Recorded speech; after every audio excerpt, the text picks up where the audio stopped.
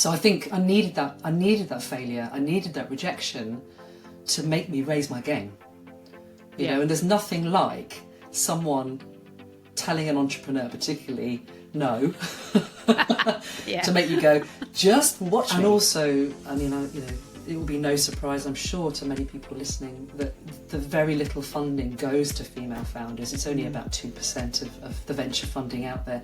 So I felt very passionate about making a dent in this space and getting more women out there being confident and successcul at raising investment if they need to. Surrounded by shoes every day. I mean, you wouldn't want to be surrounded by beautiful shoes every day.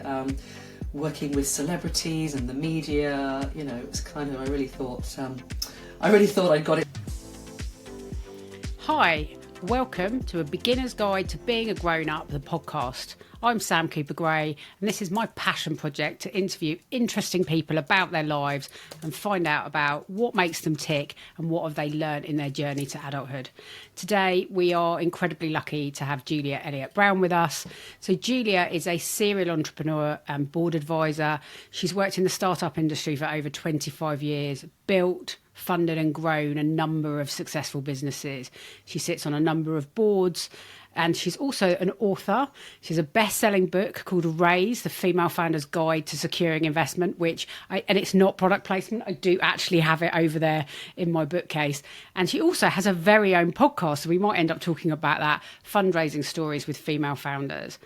She's a member of the Women in Enterprise All-Party Parliamentary Group and a long-standing judge on the Great British Entrepreneur Awards.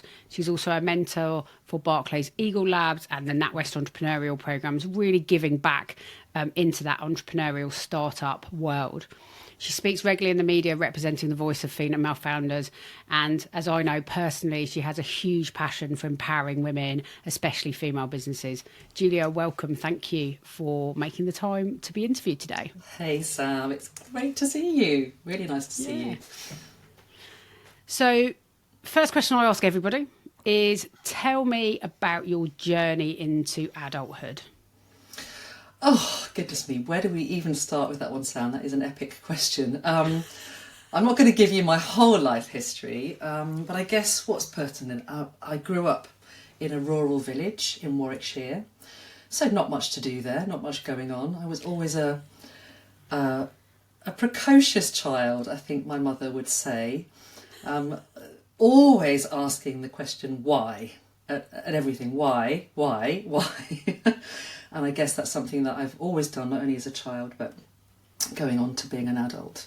So very curious about the world, wanting to know how things worked, what was going on. And I'm wanting to try everything. So doing acrobatics, ballet, tap, gymnastics, singing, dancing, I would throw myself into absolutely everything as a child.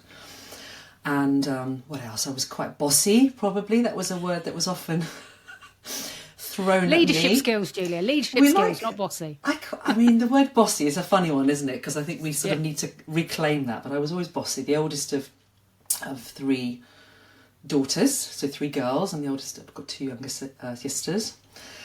And was very active and smart at school, so annoyingly smart at school. My mum was a teacher. She was incredible, actually. She kind of taught me to read and write before I even started school and made sure I got all the opportunities. So she kind of lobbied to get me put up a year at school. So I was always known as that sort of that girl who got put up at school. So did well at school, very, very active and sporty. And yeah, I just kind of embraced everything that life threw at me as a child.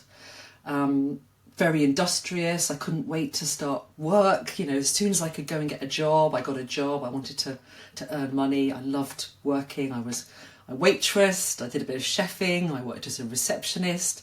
Taught myself to type. I'd stuff envelopes for money. I would kind of do anything that would keep me busy, get me out there, earn me extra pocket money. So that was kind of the kind of child I was. And I guess it's weird, I always knew that I wanted to go into business. I think maybe because I was a child of the 80s, you know, I was kind of heavily influenced by this media image of power women with power shoulders and kind of high heels. Yeah. Yeah, exactly. Big shoulder pads and big hair. And I had this vision of sort of being a businesswoman with a briefcase, sort of walking into London up steps and being very important. So I always kind of had this vision of business. And I think my dad was probably quite influential too. My dad sadly passed away when I was just before I was 15. He had leukemia, and I think that's probably, you know, his words of wisdom to me as a child and as a teenager have always carried through. He taught me to take a lot of risks as a child. I was always kind of climbing trees and swimming out to the furthest buoy that you could see in the ocean, and, you know, mixing concrete with my dad. You know, he always taught me that I could kind of do anything I wanted to do and be anyone I wanted to be. A couple of things I remember my dad saying to me. One was, you know, you could be chairwoman of ICI if you wanted to be. Not quite there yet, Sam, but that was... There's time, Julia, there's time. You never know. And he always said to me, like, go and get an MBA. That would be really good for you to get an MBA. So those two things I think I really carried through from my dad. So yeah, so growing up in rural Warwickshire, but I couldn't wait to get away to kind of fulfil this dream of becoming this power 80s businesswoman that I'd had in my mind somehow. So went away to university, to Nottingham Trent University to study business, which I did European business, which kind of also had a year abroad in France, because France was my major. So loved that, loved the experience of being abroad, experiencing different cultures, and the freedom of kind of being away. I loved that. What I decided kind of whilst I was at university, and again, this was a great piece of advice that somebody gave me on my journey to adulthood, was how valuable it would be to do a graduate scheme. Mm-hmm. So I decided post-university that that's what I wanted to do. And so I worked really hard at uni. I also partied pretty hard at university, I have to say. I think I got the blend quite well there. But I managed to get a first, which was unbelievable. Wow. I was incredibly proud of that achievement, actually, I have to say. Yeah. And got accepted onto a graduate scheme at Reuters. The news agency, or the media organisation that I thought it was. I was so excited I was going to come to London and have this career in media. Of course, I didn't really realise that Reuters was all about information and data and technology into the world of investment and banking. So it wasn't quite the sort of sexy, glamorous world of media that I thought I was getting into. It wasn't Vogue. It wasn't, you know... It wasn't Vogue, Sam. It wasn't Vogue, which was really where I should have been, to be honest with you. So I sort of... And it was brilliant. It was a great grounding, you know, into the world of work. They invested a lot of resources and time and energy into developing us as graduates. I had incredible training. I got to spend a year in Singapore, which was awesome. You know, again, another way of kind of exploring the world, exploring different cultures. I did a lot of travelling when I was out there. So that was an amazing experience that I got through being on that graduate scheme. But eventually I found myself sort of back in London looking after two big investment banks. I was looking after Deutsche Bank and Morgan Stanley. They were the accounts I managed.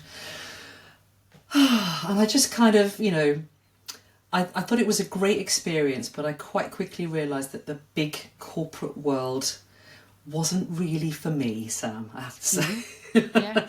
Felt a bit constrained, and as much as I loved my time at Reuters, I think I found kind of looking after data and software products quite boring.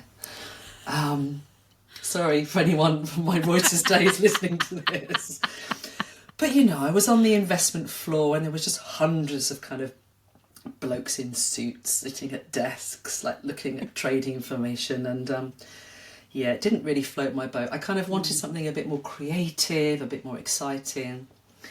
And I'd heard, you know, the whole .com world was taking off by then. So we're now sort of tracing in time, late 90s, was all the sexy .com world. I really wanted to get into it.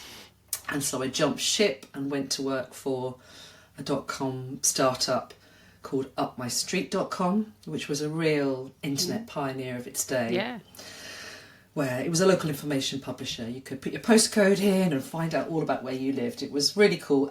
Weirdly, you know, in the days where this website was basically one long page of information. There was no such thing as a navigation bar.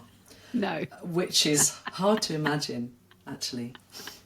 But I loved it. It was a small team, super smart people, all of whom had come from kind of traditional media into this world of new media. We had a pool table, we had free massages in the office, and I just kind of felt like this is where I should be. You know, this is my home.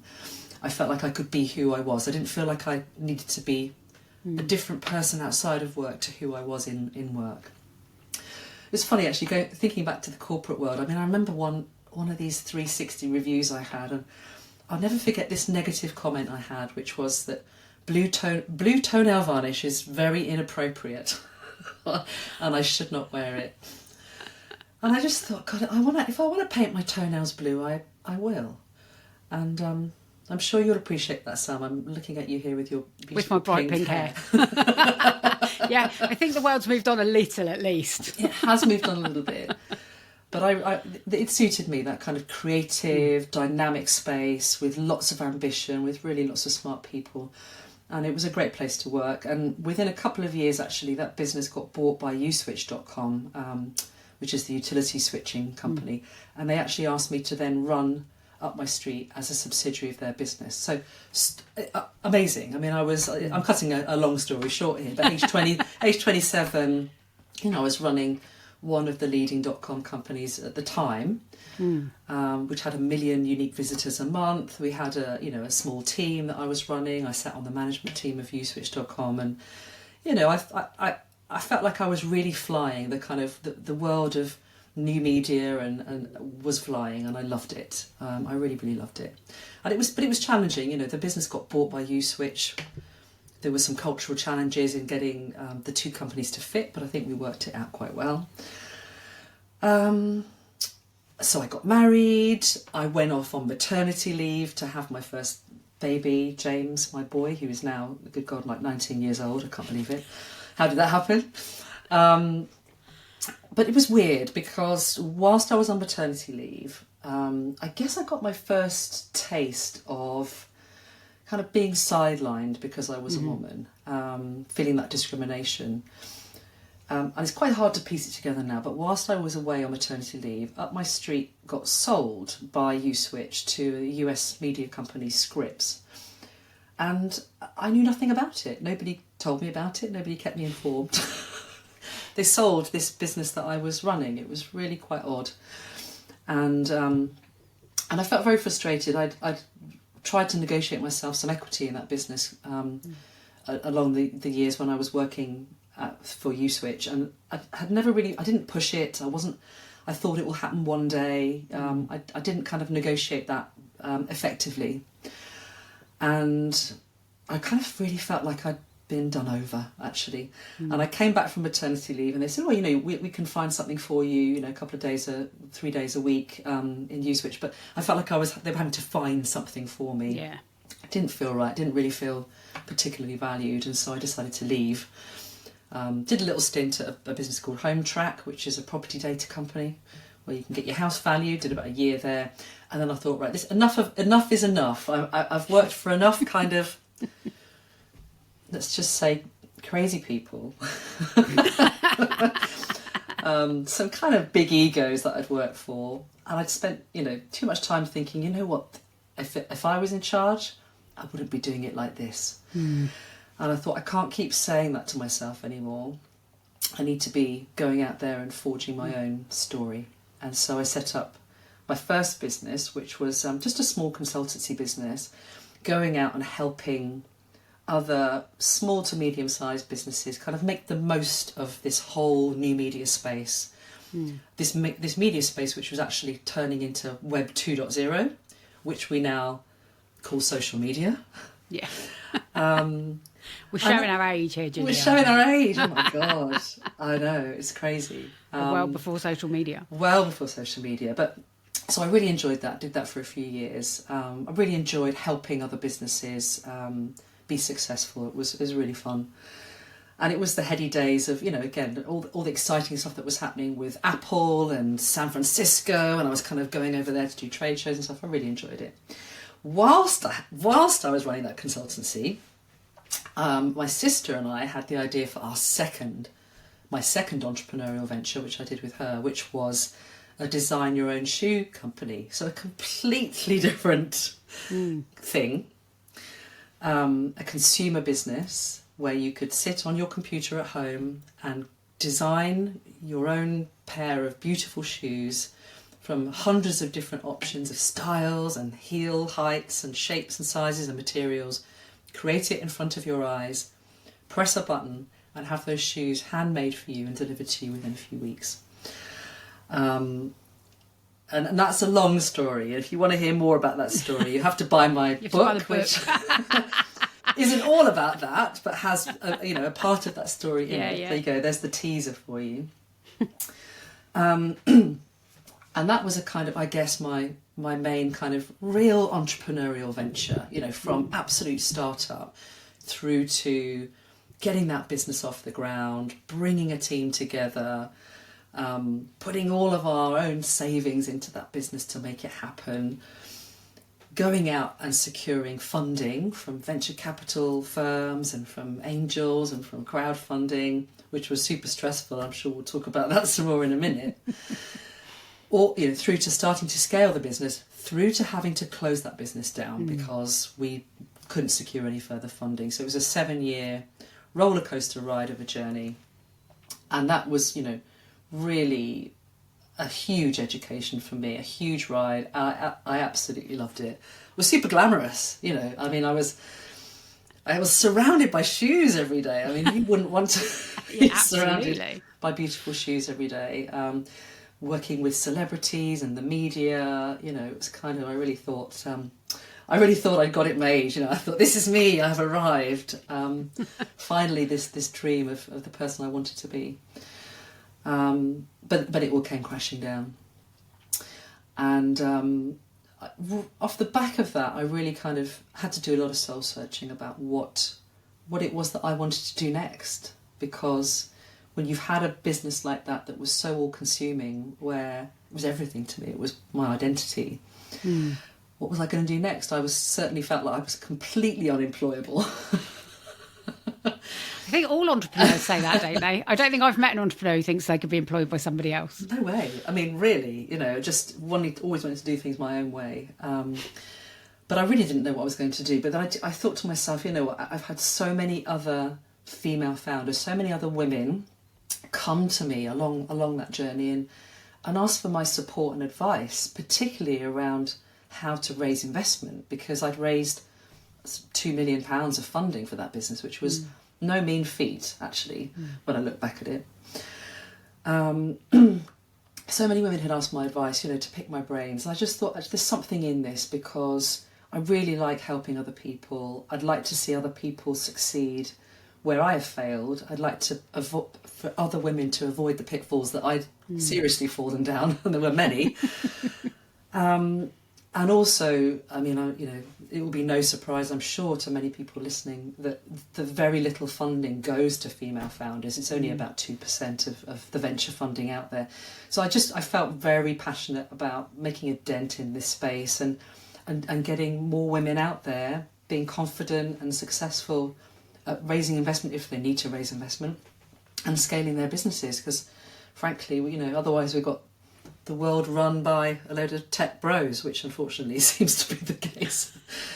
But we can't have that. We need more diversity. And so I set up, actually very quickly, within a month of closing one business, I'd set up the next one. Like a crazy I feel mad this woman. links back to the childhood. I was always doing loads of different things. I was all trying something new. I never sat still. That seems to be a theme. I think so, yeah. I can't really sit on my arse. I have to do stuff. I mean, it's about problem solving as well. If you see problems out there, just have to solve it. So it's 8 years ago now. I set up Enter the Arena. I can't believe it's been 8 years, Sam.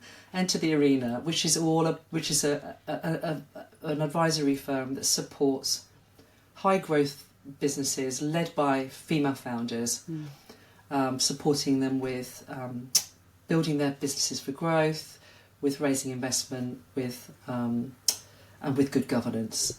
So I've been doing that for 8 years, and it's been such a pleasure. I've worked with thousands of women, with workshops, masterclasses, lots and lots of one-on-one support across all different sectors. And everybody has huge challenges, but those challenges are often very common. And what I think is I can bring my experience, having sort of lived it at the coalface, to those women and give them that kind of encouragement and guidance to help them be successful. So that's what I've been doing for the last 8 years. And then, so I really feel like an adult now. And now I'm a proper adult, because I'm actually, now I'm sitting on a number of boards, and that's probably most of the work I do now is working at board level with really great female founder-led businesses. And that's something that I really enjoy. It's a longer term work with a client. It's more strategic. It's covers all sorts of skills and experience, not just fundraising, but everything really. And it's a real privilege to be able to do that. So there you go, Sam. There's my whistle stop tour from childhood to where I am There's today. definitely a theme of being busy, but not a busy fool, trying new stuff, throwing yourself into things and kind of learning as you go, and that acknowledgement that working for someone else probably wasn't for you. But, which I have to say has come up, I think, in every single every single podcast that we've done with an entrepreneur. Yeah, it's funny that the entrepreneur, I mean, when I was young, we didn't really have this word entrepreneur. No. And even when I started Upper Street, the design your own shoe brand that I had, which is, when was that? Like, I don't know, let's say, must be 15, 16 years ago. Again, at the beginning, the word entrepreneur wasn't really a thing. So nobody talked about entrepreneurship. And certainly when I was at school, we didn't, I went to a sort of normal comprehensive school in rural Warwickshire.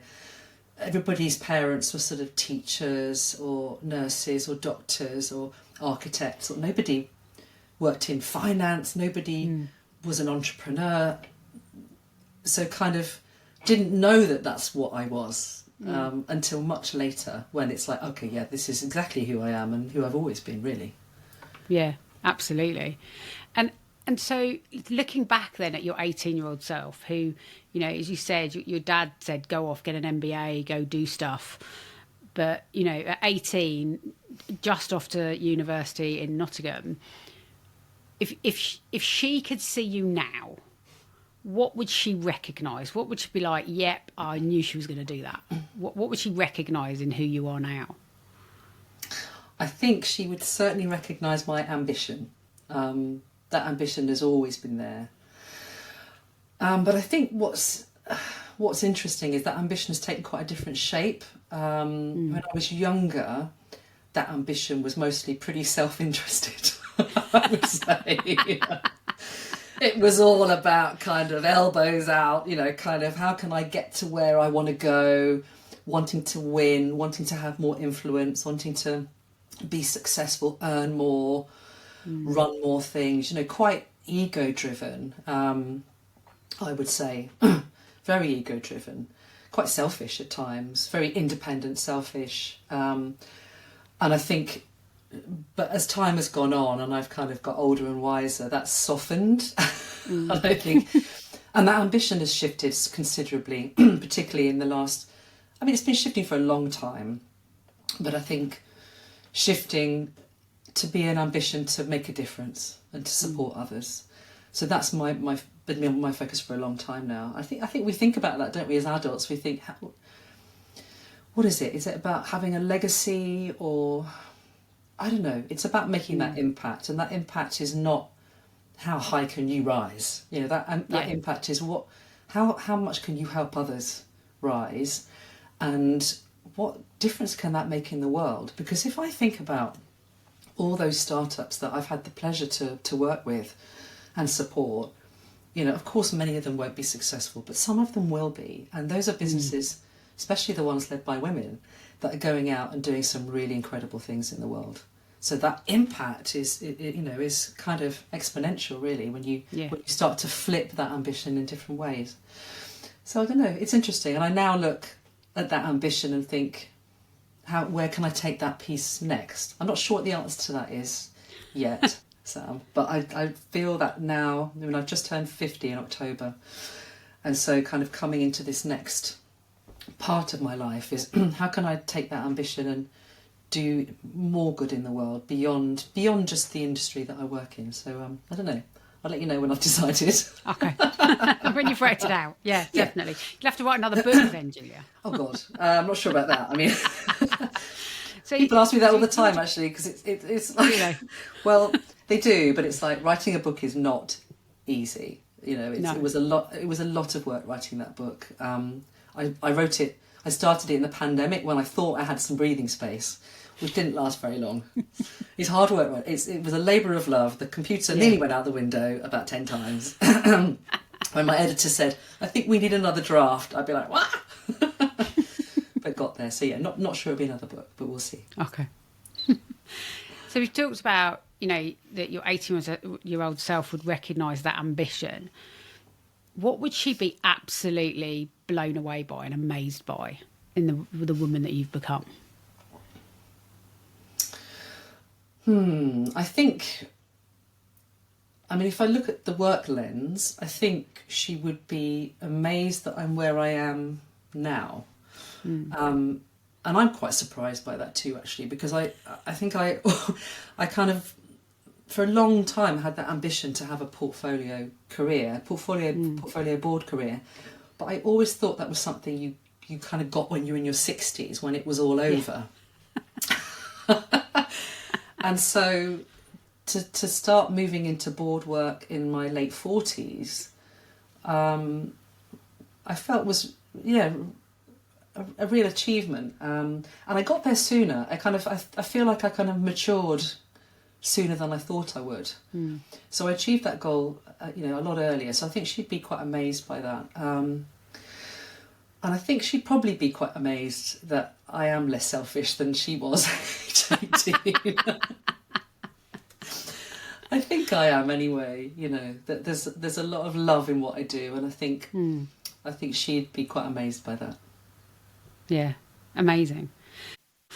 Tell me about where you've experienced like real rejection or failure, and kind of how you dealt with that, what you learned from it. Yeah, I mean, I have to say, kind of trying to raise investment for Upper Street, when we first went out to try and raise investment, that was really tough because got so much rejection on that. Mostly because I didn't know what the hell I was doing. I was just kind of like winging it. I mean, of course, like we all wing it. We're winging it every day, aren't we? Really. But it was one of those things where I thought I could wing it. I'm like, I can, full of ridiculous overconfidence, which is, also one of my negative traits. How hard can it be? Rocking up to the kind of glossy Mayfair offices of these big venture capital firms and, with my sort of a shoebox with me to get my beautiful shoes out on the table and everything and tell them about this business. It was bloody hard because I was mostly talking to male investors. Most of them would look at me and kind of go, what, shoes? Do people really buy that many shoes? Of course, I would then tell them to go and look in their wife's wardrobe and they would get the answer to that. But definitely wasn't easy to be taken seriously. And I think part of that was I didn't know what I was doing. I wasn't really properly prepared. I hadn't really got all my ducks in a row.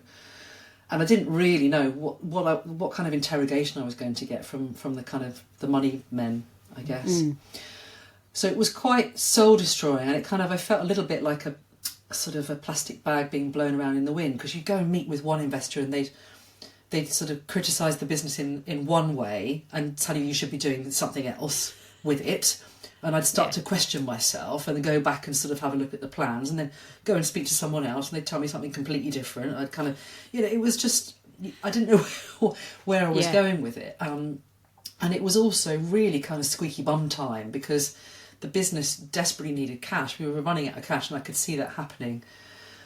And we, you know, my sister and I were all in on this thing. You know, we put everything into this business, and we had a small team. We had an office. You know, we had some overheads there. It was really super stressful.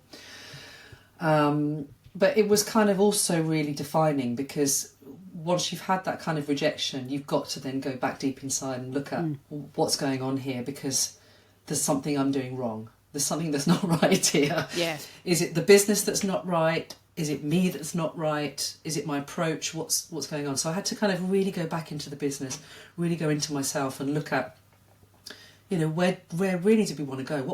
What gets super focused on our goals, really think through our growth plans in detail, get tightened up on all of our financials and the way we were pitching, and really just kind of work on my mindset. And it was such a shift. Sam, when I went back out a few months later to raise investment again, because I was totally in this space where I was like, I'm building this incredible business. I've got all my ducks in a row. If you want to invest and join us, amazing. If you don't, jog on, because I'm going to go and talk to someone else. And I think that confidence I then went back out with was quite magnetic, and actually then secured investment really quickly, really, really quickly. So it was that blend of kind of being really well prepared, but having that mindset. So I think I needed that failure. I needed that rejection to make me raise my game. You know, and there's nothing like someone telling an entrepreneur particularly no to make you go, just watch me, because you'll see what I can do. And I did, you know, and so it made me resilient. I was never going to give up on that dream. So yeah, I'm quite similar. If someone tells me I can't do something, it's a bit like red rag to a bull. Oh yeah. So what do you mean I can't do it? Don't be ridiculous. Of course I can. Exactly. Even if it's something I don't want to do. Exactly. See, through that journey, you're having to make lots of decisions, all the time, lots of decisions. What's the best decision you've ever made? I think, if I look at where I am now, I think it was really my decision to focus on working with female founders. And I had, again, it was one of those things where everybody said to me I was making a mistake in doing that. They said, that's too niche. You know, if you do that, you're never going to make any money. This is men telling me this, by the way. Obviously. You're not going to make any money, as if that was my priority for a start, which it wasn't. Of course, we all need to make a living, but I wasn't doing it so I could make money. I thought that was really interesting, actually. Excuse me. So they said I wouldn't make money. They said there wasn't enough of a market. And I grappled with it for a while. I grappled with, should I be supporting all entrepreneurs? But it just didn't sit right with me. It didn't kind of, it didn't feel right in my gut. Yeah. And I thought, no, I'm going to follow this and see where it goes.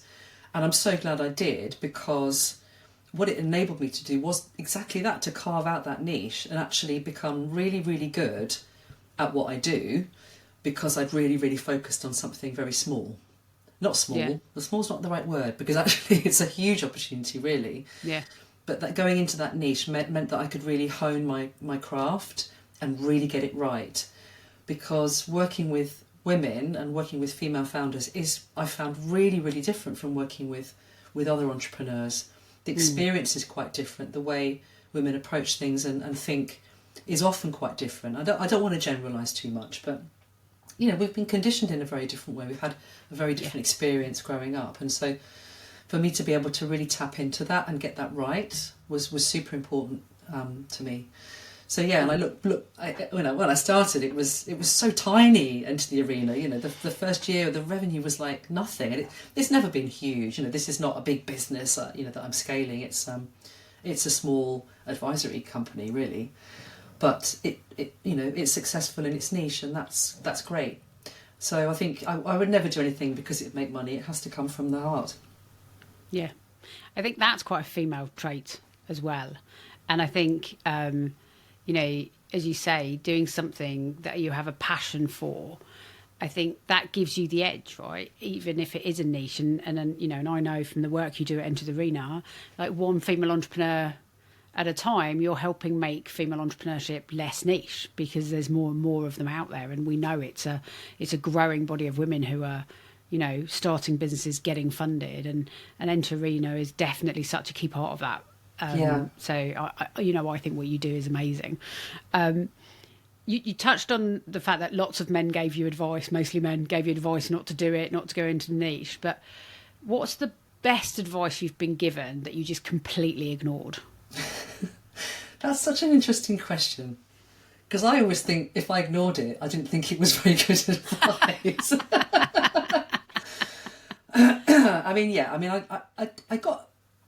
I got some really good advice, when I was working in a big corporate environment, about how actually if I wanted to be successful there, I'd need to understand more about how to network and actually how to play politics. And I didn't take it at the time. I didn't like this idea of having to do that. I kind of really felt like I should be judged on my merit for the work I do. Yeah. I think that was quite naive as a young woman, that I didn't really understand that. And had I taken that advice and played that game and stayed in the corporate world, I'm sure I would have been very successful. I'm sure I would have earned a ton of money. Way more money than I ever would have earned as an entrepreneur, that's for sure. But do I wish I'd stayed in that corporate world? No. I don't wish I'd stayed in that corporate world because it wasn't for me.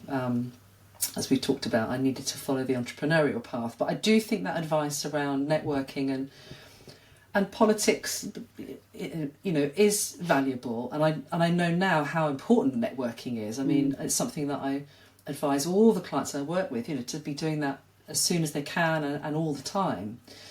It takes time to pay off. It takes time for your networks to build and for the trust and the relationships to play out. But goodness me, now, at this point now where I'm sitting at board level, it is such a joy to be able to work with my network to make things happen. Yeah. Because if I've got an entrepreneur who's got a problem, you can pretty much guarantee that if I don't know how to help them, I can find someone else who can. And it is such a joy to be able to join the dots at every opportunity. And I think I could never have done that without networking. So I kind of, should I have started doing that earlier in my career? Yes, but I wasn't quite mature enough to see that merit alone isn't enough, and as women we've got to get better at putting ourselves forward, kind of banging the drum, being a little bit loud, like blowing our own trumpet. Let's get another analogy in there. We have to, because otherwise we won't be heard. Yeah, and I think that's so important. I think I know I was similar in my 20s, had a real allergic reaction to networking for networking's sake. And it wasn't until I got older and actually had a network that I realised it doesn't have to be painful. It doesn't have to be difficult. It can be about finding like-minded people who you're interested in. It's not about spending lots of time with people who you might not have anything in common with. But you can then leverage that network to help others, and others will leverage their network to help you. And I think once you work that out, you realise how important it is. But when you're younger, I think especially as a young woman, I had such an allergic reaction to the idea of playing politics, networking, just for networking's sake. So I think I was very similar. Yeah, I mean it's actually really intimidating, isn't it, when you're young, because and also a lot of these networking events, you go into this networking event and it's like a sea of suits, and you're like, oh my god, where do I start?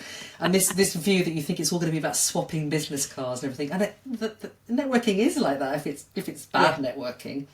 But actually there are so many other interesting ways to network, and those skills about how do you start a conversation with someone, how do you build that rapport quickly, you've got to learn those things, and you get that as you mature. So I think it is really hard to do that when you're just out of the blocks in your career. Really tough. Yeah, I think you're absolutely right.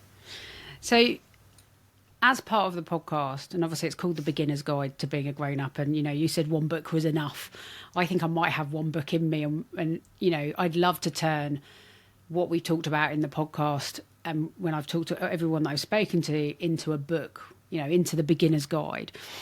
If I managed to get that book up and running, what would be your nugget? What would be your one piece of advice that you would put into a beginner's guide to being a grown-up that you think would help other people?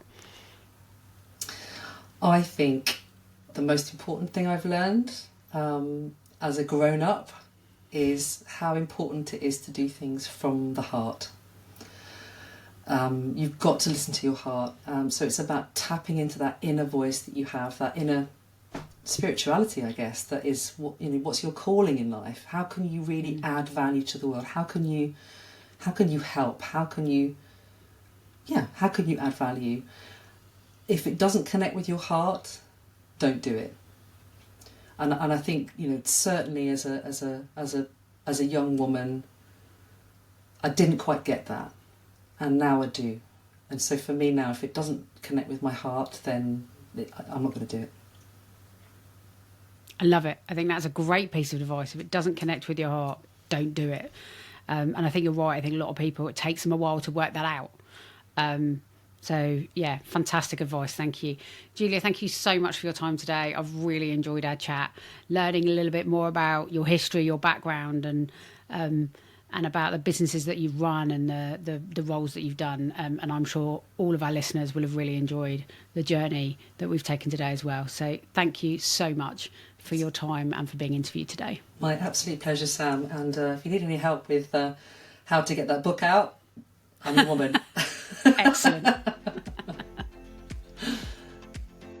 Thank you for listening to this episode of A Beginner's Guide to Being a Grown-Up. If you enjoyed it, please like, follow and subscribe wherever you get your podcasts. If there's someone who inspires you that you'd like me to interview, you can find me on LinkedIn, Instagram and TikTok. In the meantime, enjoy being a grown-up.